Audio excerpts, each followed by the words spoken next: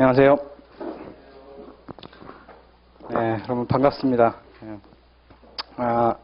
예, 이번 어떻게 보면 순환 4월달 이제 봄 순환이 들어왔는데 이제 우리 2차 2순환으로 이제 꼽혀요. 지금까지 말씀 쭉 들어왔는데 아마도 이제는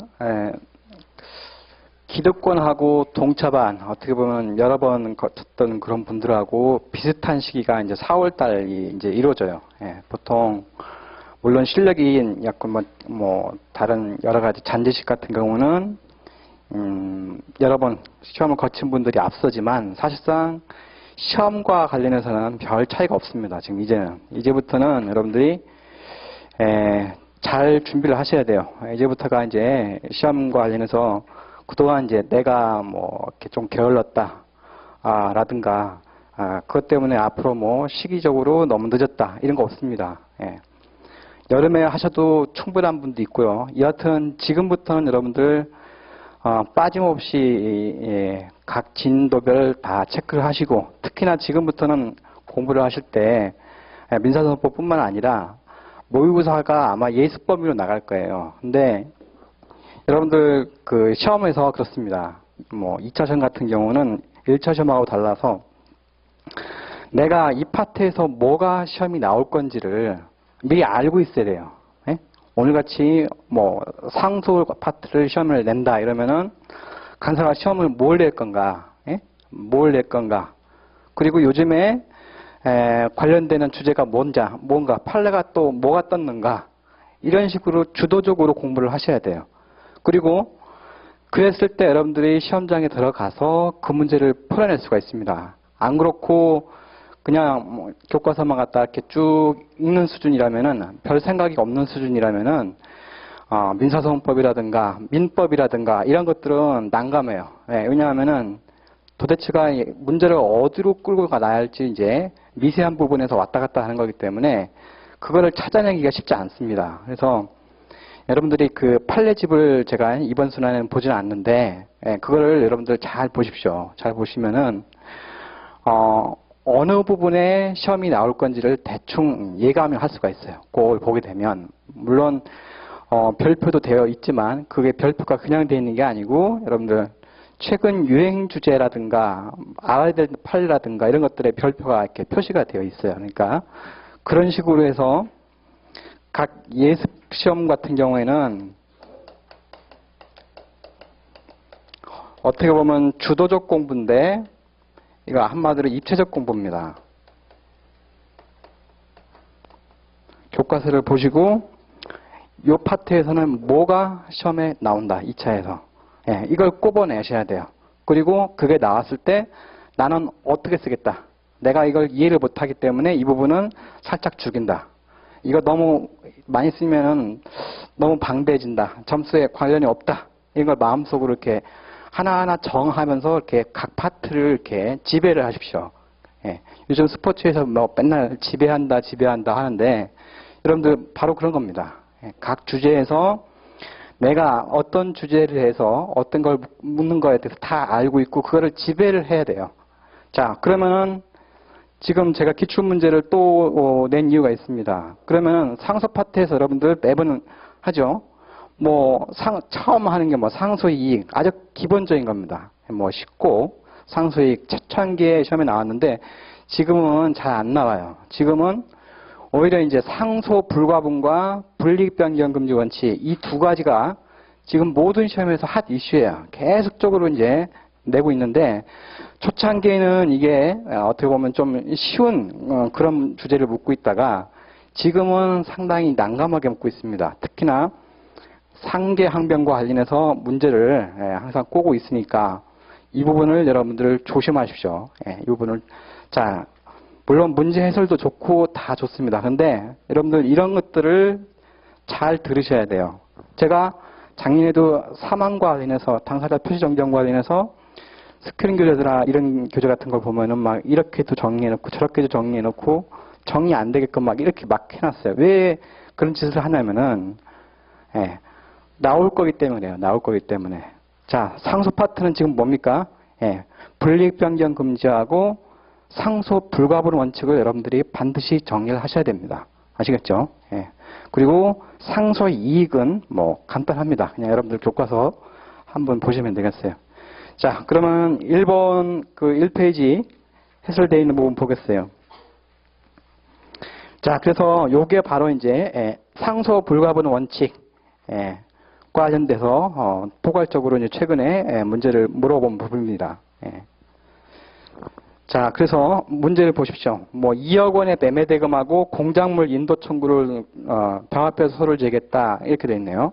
그래서 밑도 끝도 없이 아무런 뭐가 없기 때문에 객관적 병합입니다. 객관적 병합 중에 단순 병합이에요. 단순 병합. 뭐 선택적 병합도 아니고 예외적 병합도 아닙니다. 왜? 두 개를 다 먹어야 돼요. 매매 대금도 먹어야 되고 공작물 인도도 승소 판결을 받아야 돼요. 그러니까 단순 병합입니다. 단순 병합. 그래서 자, 단순 병합에 동그라미 1, 2, 3이 나오는데 여러분들이 문제를 보셨으니까 간단히 한번 보겠어요. 자, 뭐 1심에서 매매 대금 청구 부분은 패소하고 공작물 인도 청구 부분은 승소한 후 자, 하나 패소 승소했네요. 그 후에 패소한 매매대금 청구 부분 중 일부인 2천만 원 부분에 대해서만 항소를 제기했다가 항소심 계속 중 2억 원으로 항소 취지를 확장하는 경우, 자, 이게 가능하냐 이겁니다. 그죠? 예. 그래서 지금 하나가 A 청구라는 게 있고 B 청구라는 게 있다. 그래서 이게 매매대금이고 이게 인도 청구예요.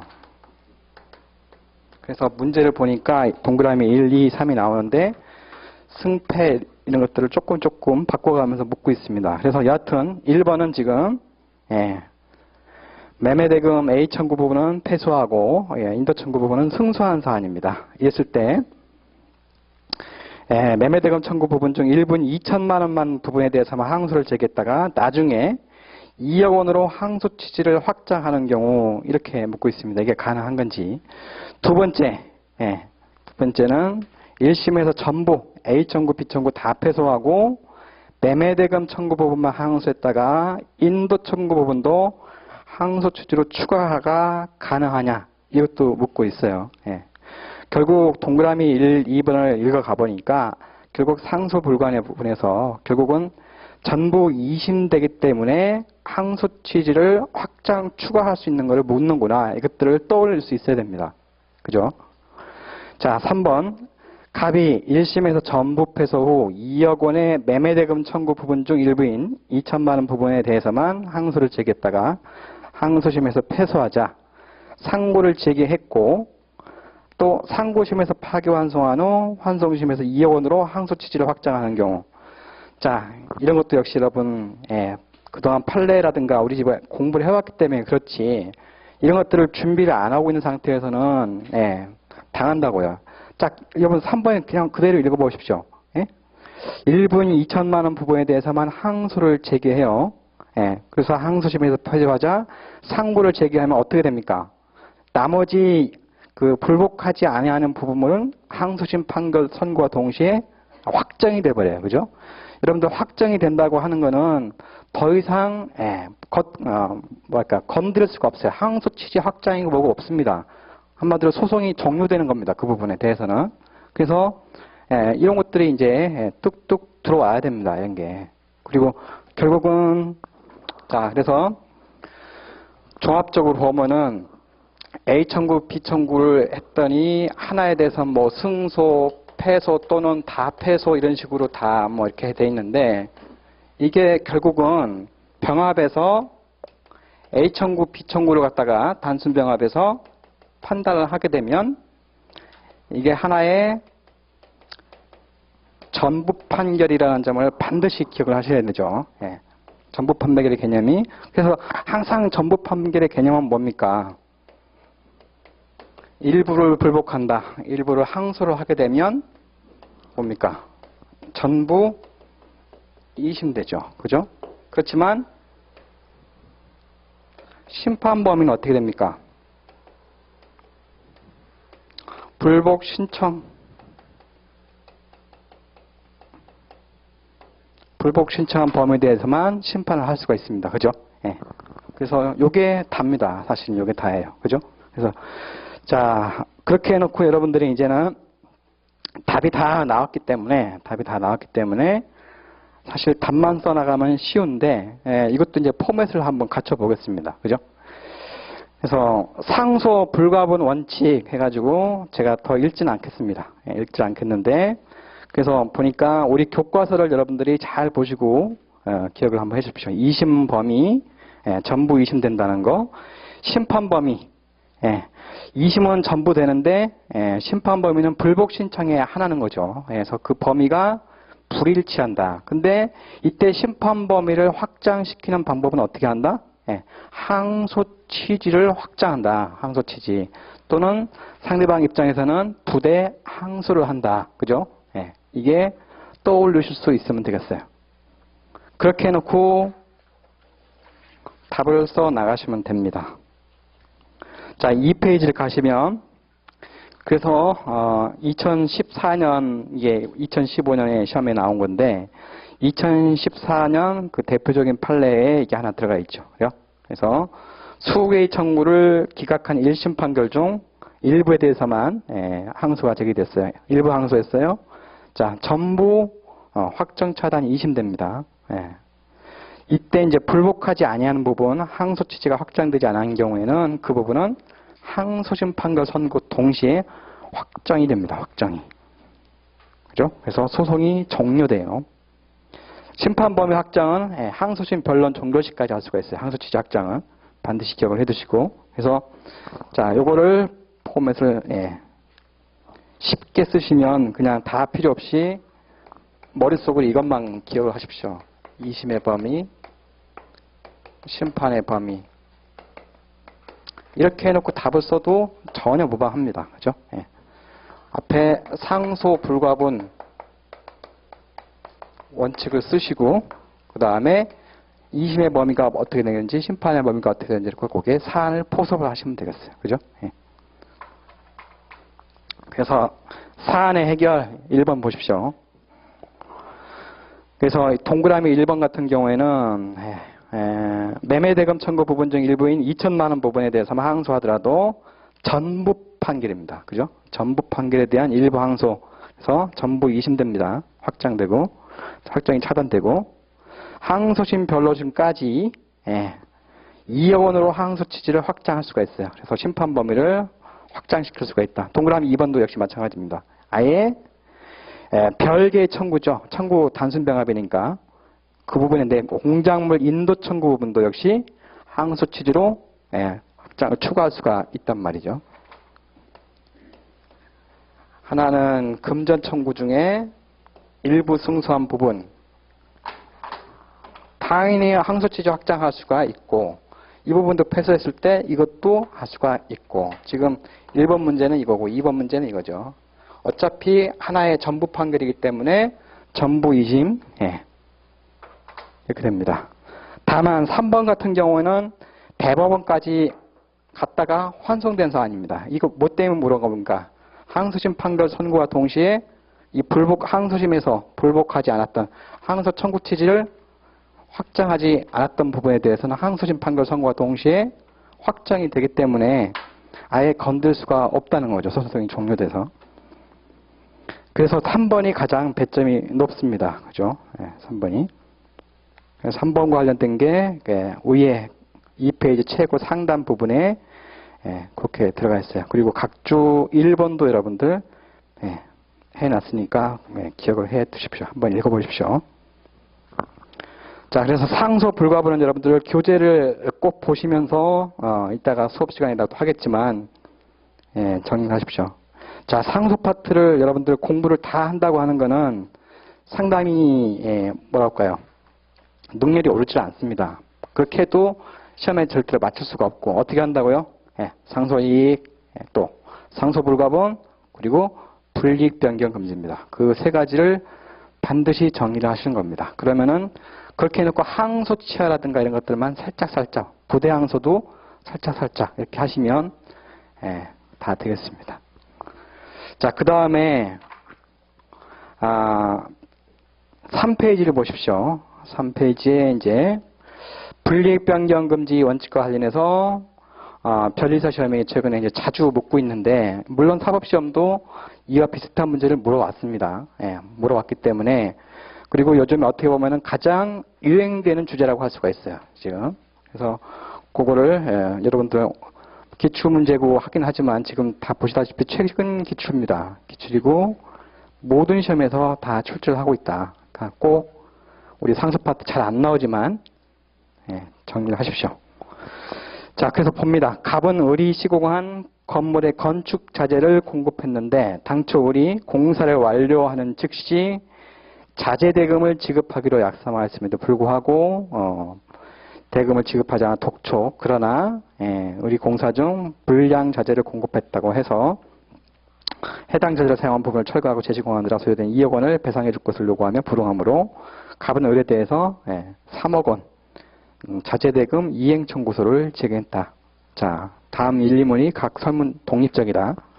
자, 문제 1번을 보시면 꼭 맨날 상계항변이 나오게 되면 이런 식으로 물어오죠. 그죠?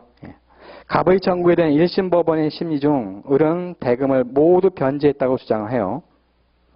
자, 그렇지만 여러분들 변제를 주장하기도 하고 상계를 주장하기도 합니다. 쉽게 생각하십시오. 보통 이렇게 청구를 하게 되면 변제 항변을 할 테고 나 돈 갚았거든. 시험에서 항상 물어보는 게 이겁니다. 그죠? 입증에 자신이 없어요. 그럼 어떻게 합니까? 시험에서 항상 상계 항변 요 두 가지를 항상 하는 것들을 시험의 공식입니다. 그냥 인위적으로 만들어냈다고 봐야 되죠. 여하튼 시험에서 항상 물어보기 때문에 이거 갖다 뭐라고 하는 겁니까? 이릉 다투면서 또 역시 인정하면서 다시 상계항변 하는 겁니다. 그죠? 그래서 이걸 가정항변이라고 하는 거죠. 보통 여러분들 가정항변 같은 경우에는 A, B 같은 경우에 있다 하면은 A를 손을 들어주든 B를 손을 들어주든 법원은 판단을 자기 마음대로 할 수가 있어요. 그죠? 마음대로 할 수가 있는데 딱 이 상계라는 놈이 끼면 어떻게 됩니까? 상계라는 끼면은 얘를 가장 마지막에 판단합니다. 왜? 이거는 출혈적 항변이기 때문에. 그죠? 출혈적 항변이기 때문에. 여하튼 그런 문구도 조금 숨어 있어요. 자, 보십시오. 그러면은. 자, 세 번째 줄, 네 번째 줄에 1심 법원은 심리 결과 갑의 청구 금액 3억 원을 인정하고 을의 변제 항변을 배척했으나 상계 항변은 받아들입니다. 그래서 2억 원 부분에 대해서 자, 상계가 돼가지고 1억 원을 지급하라는 취지의 판결을 선고했다. 이에 대해서 을은 항소를 제기합니다. 자, 지금 피고 입장에서는 얘의 상계 항변이 사실상 피고 승소로 끝났습니다. 근데 상계 항변은 조심해달라고 그랬죠. 승소긴 승소인데 사실 패소 아닙니까? 그죠? 패소란 말이죠. 실질적으로는. 그래서 이에 대해서 을은 항소를 제기했으나 갑은 항소나 부대 항소를 제기하지 않았다. 즉, 자, 불복한 사람은 피고입니다. 갑은 항소나 부대 항소를 제기하지 않았는데 막상 항소심 법원은 갑의 그 소구 채권, 갑의 채권의 존재를 인정하는 것과 을의 변제 주장을 인정하지 않는 것은 제1심 법원과 같지만 을이 주장하는 손해배상 채권의 존재를 인정하지 않는다면 어떠한 취지의 판결을 해야 되겠는지 설명하시오. 이렇게 되어 있습니다. 자, 여러분들 이게 도대체 뭘 물어보는 겁니까? 이게 한마디로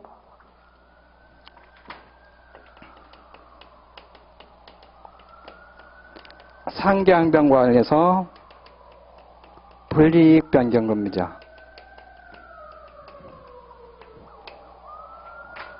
그래서 상계항변 같은 경우는 불이익 변경 금지 원칙에서 아주 특별한 의지를 차지를 합니다. 여러분들 이시훈 선생님 책을 870페이지를 꼭 놓고 페이지를 표시해 놓으십시오. 그렇게 해놓고 꼭 이 부분을 정리를 하시길 바랍니다.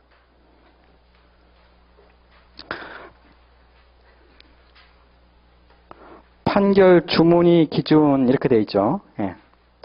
자, 보통 불이익 변경 금지에서 상소인에게 불이익한 여부는 주문을 기준으로 하는데 상기항변은 어떻게 됩니까? 판결 이의중 판단에 기판력이 생기기 때문에 이 부분에는 이유 변경도 역시 이유 자체가 불이익하게 되면 정말로 기판력 때문에 불이익하게 되는 겁니다. 그래서 요 판결 주문이 불이익 변경 금지 원칙의 주문이 기준인데 상기항변 같은 경우는 그렇지 않다는 거. 그래서 그 두 밑에 보십시오. 피고의 상기항변 다음에 굵은 것이 다음에 자, 피고의 상기항변을 받아들여서 원고 청구기각 판결을 한 데 대해서 원고만이 항소를 했어요. 자, 이때 원고 주장의 소구 채권이 부존재한다고 할 때 이유를 바꾸어서 항소 기각을 하는 것은 허용되지 않는다. 여러분들, 똑같은 이유를 달아서 그냥 항소 기각을 해줘야 됩니다. 똑같은. 그리고 밑에 또 역시 마찬가지죠. 가로를 보십시오. 가로. 피고만이 항소한 경우에 피고 주장의 반대 채권이 부존재한다고 해서 피고의 상기항변을 배척하면서 항소 기각하는 거 역시 피고한테 불리합니다. 이렇게 되면. 왜 보통 주문만 관심인데 상기항변을 하는 순간 판결 이의중 판단에 반대 채권이 존재한다, 부존재한다, 존재할 때 소멸한다 이런 부분에 대해서 기판력이 생기기 때문에 어떻게 하는 겁니까? 불복 똑같은 이유를 달아서 이유가 소구 채권이 존재하지 않는다 하더라도 어떻게 하는 겁니까? 그냥 1심에서 상기항변을 인정했다고 하는 것은 반대 채권이 존재한다는 걸 전제로 해서 손을 들어준 건데 똑같은 이유를 달아서 반대 채권이 부존재하더라도 그대로 똑같은 결론을 내려주면 됩니다. 자, 그래서 이 부분을 정리를 하시길 바랍니다. 그래서 문제 1번은 쉽고요. 문제 2번은 여러분들 이거는 문제 1번이 약간 어렵고 문제 2번은 쉽습니다. 문제는 2번은 그냥 제가 더 안 읽겠는데 문제는 길지만 항소심에서 상계 주장을 해서 그래서 그 주장이 받아들여진 겁니다. 항소심에서 상계 주장을 해서 그때 피고의 상기항변이 인정될 때에는 불이익 변경 금지 원칙의 예외로 나타납니다. 여러분들 대원칙이 뭡니까? 불이익 변경 금지 관련해서 불복 신청을 해야만이 그 심판 범위에 들어와요. 근데 뜬금없이 이렇게 항변하다가 이게 항소심입니다. 여기서 비로소 상기항변을 하고 이게 받아들여진다고 하면은 자 구조를 한번 보십시오. 피고 입장에서는 불복 신청을 한 바가 없습니다. 여러분들 415조를 보게 되면 407조, 415조를 보게 되면 불복 신청한 한도 내에서만 심판 범위에 들어오도록 돼 있어요. 근데 이 상계 항변 같은 경우에 항소심에서 할 때에는 얘는 불복 신청한 바가 없어요. 그래서 이게 왜 불이익 변경 금지 원칙의 예외냐? 상계 항변은 이렇게 1심에서 2심으로 올라갈 때 불복 신청한 바가 없지만 불복 신청한 것처럼 봐주겠다는 겁니다. 그래서 이게 불이익 변경 금지 원칙의 예외예요. 왜? 이거를 인정을 하질 안 하게 되면 얘는 상계 항변을 하고 반대 채권을 1년에 그냥 불이익을 당하게 돼요. 얘는 불복하지 않으니까 얘한테 유리하게 판결을 해줄 수가 없어요. 상기 항변이 이유 있다 하더라도 얘한테 유리하게 판결해 줄 수가 없어요. 왜? 불복 신청을 안 했기 때문에. 1심에서 2심으로 올라올 때. 그죠? 그래서 불복 신청을 한 것처럼 봐주겠다는 겁니다. 왜? 이걸 안 해주면은 반대 채권만 잃고 얘한테 유리하게 판결을 못 해주는 그런 결과가 나옵니다. 그래서 우리 교과서에 이게 설명이 조금 잘 안 돼 있지만 모든 책들이 그렇습니다. 잘 안 되죠. 872쪽을 보십시오.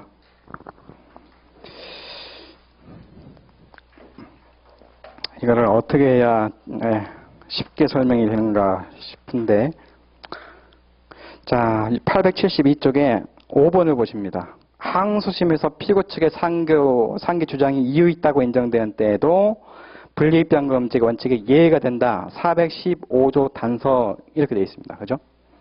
그래서 피고 측 같은 경우에 뭐 항소심에서 상계 이유가 주장이 들어진다고 하는 거는 얘는 지금 불복 신청한 애가 아닌데도 불구하고 불복 신청한 것처럼 봐주는 겁니다.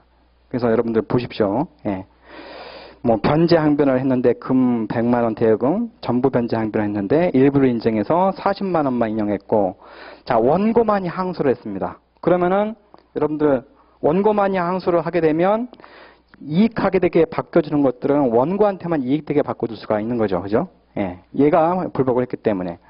자, 항소심은 변제 항변은 전부 이유가 없지만 항소하지 않은 피고 제출의 상계 항변이 오히려 전부이유가 이유 있는 것으로 인정된다고 하자. 이때 항소한 원고에게 더 불리하게 40만 원 부분마저도 취소해서 원고 청구를 모두 기각할 수 있다. 한마디로 주문을 영향을 미치는 겁니다. 상계 항변을 다 받아들여줘서.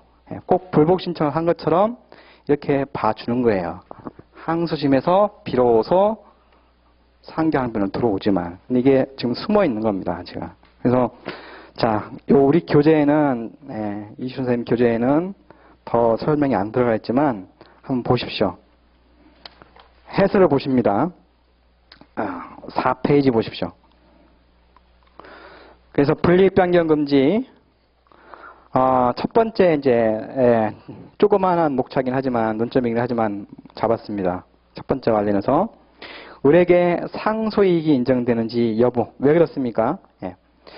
판결 이유정 판단에 불만이 있다 하더라도 원칙적으로 상소이익이 없는데, 그렇지만 뭡니까? 지금 상계 항변이기 때문에 기판적이 있는 거기 때문에 불복을 할 수가 있어요. 그래서 약하게 써주셔도 되고 사실 이렇게 길게 쓸 필요는 없습니다.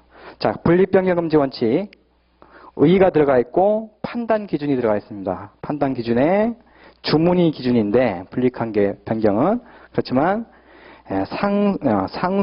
상계 항변 같은 경우에는 그렇지 않다는 거 415조 단서가 되어 있고, 자 우리가 아까 교과서를 통해서 읽은 부분인데 이거를 여러분들 조금 더 판례를 통해서 더 적시를 해놨습니다. 우리 판례집에도 잘 들어가 있어요. 그래서 이걸 보고 여러분들이 잘 정리를 하시길 바랍니다.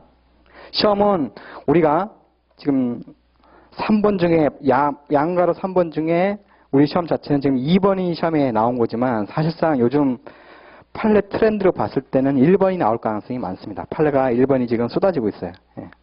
그래서 자 보십시오. 제1심 판결을 반가로 1번에 1심 판결이 원고가 청구한 채권의 발생을 인정하면서 피고가 한 상계 항변을 받아들여서 원고 청구를 기각하고, 이에 대해서 원고만이 항소했어요. 원고만이. 자, 그래서 원고만이 항소한 경우에 항소심이 제1심과 다르게 원고가 청구한 채권, 원고의 채권이 발생되지 않는다는 이유로 원고 청구 기각을 하는 것은 불이익인 거죠. 항소인 원고한테. 따라서 항소법원은 제1심 판결과 이게 중요합니다. 여러분들. 같은 이유로 원고의 항소를 기각해야 됩니다. 보통 상계 항변이 아니라면 그냥 항소 기각 인용 이것만 결론을 내주면 되는데, 이 상계 항변이라는 놈이 나오면은 그렇지가 않아요. 왜 그렇죠? 이유를 주문은 뭐 승소 뭐 패소 그게 문제가 아니고 이유가 달라지면서 소고 채권을 인정한다든가 인정하지 않는다든가 이렇게 되면 어떻게 됩니까? 그게 기판력을 미쳐서 유리하게 불리하게 싹싹 바뀌기 때문에 이게 항상 중요한 겁니다. 같은 이유로 원고의 항소를 기각해 주는 겁니다. 같은 이유로. 그래서 그거를 키워드를 잡았어요. 그래서 여러분들 또 교재 870쪽으로 통해서 잘 보도록 하십시오. 그리고 시험 문제와 관련해서 5쪽을 보시면 2번에 피고만이 항소를 했습니다. 피고만이. 근데 피고가 주장한 반대 채권이 발생이 인정되지 않아요. 인정되지 않는다는 이유로 피고의 항소를 기각하는 것도 항소인이 피고한테 불이익하게 바뀌는 거죠. 그래서 허용이 안 됩니다. 따라서 이런 경우에도 역시 마찬가지입니다. 같은 이유로 피고의 항소를 기각해 줘야 됩니다. 같은 이유로. 아시겠죠? 지금 이게 여러분들 이해가 안 되고 하면은 꼭 어떤 수업을 통해서나 아니면 여러분들 교재를 통해서나 꼭 기억을 해 주십시오. 그래서 줄 자체를 간단하게만 그었습니다. 피고 항소, 원고 항소 했을 때 각각 이제 자기한테 불리한 경우가 나오는데, 자, 불리한 경우가 나온다 하더라도 상계 항변이 들어가 있기 때문에 어떻게 합니까? 항소를 기각해 주긴 항소를 기각해 주는데 같은 이유로 항소를 기각하는 겁니다. 그렇죠? 예. 그거를 반드시 기억하십시오.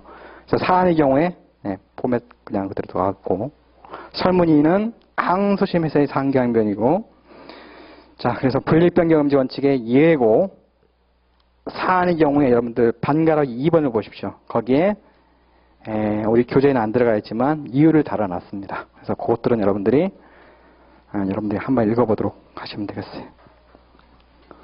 모의고사만 보시는 분들이 있다고 해서 사실은 이렇게 해가지고 그 어떻게 보면은 교재를 좀 자세히 보고 싶었는데 어쩔 수 없는 것 같아요. 그냥 빨리 이렇게 해서 끝내고 오늘은 시간이 조금 더 걸린 것 같죠. 이 뒷부분이 우리가 좀 생소하기 때문에. 자, 그래서 제가 보기엔 오늘 문제를 통해서 상소 파트에서 나오는 가장 중요한 문제를 여러분들이 써봤습니다. 그래서 제가 지난 순환에도 말씀드렸다시피 몇 가지 주제가 있다고 그랬어요. 그래서 상소 파트는 사실 이렇게 해놓고 부대 항소 정도만 여러분들이 한번 살짝 써보시면 끝납니다. 그러면은 여러분들이 할 수 있는 것들은 다 하는 겁니다. 그래서 자, 보니까 어떻습니까? 결국은 분립변경 금지에서 여러분들이 상계 항변 같은 경우를 스스로 머릿속으로 생각해 놓지 않으면 그냥 난감하게 빠진다. 이게 여러분들 요 주제가 요즘 최근에 유행되는 주제입니다. 여러분들이 조심하셔서 준비를 해야 되겠습니다. 자, 여기까지 하고 좀 쉬겠습니다.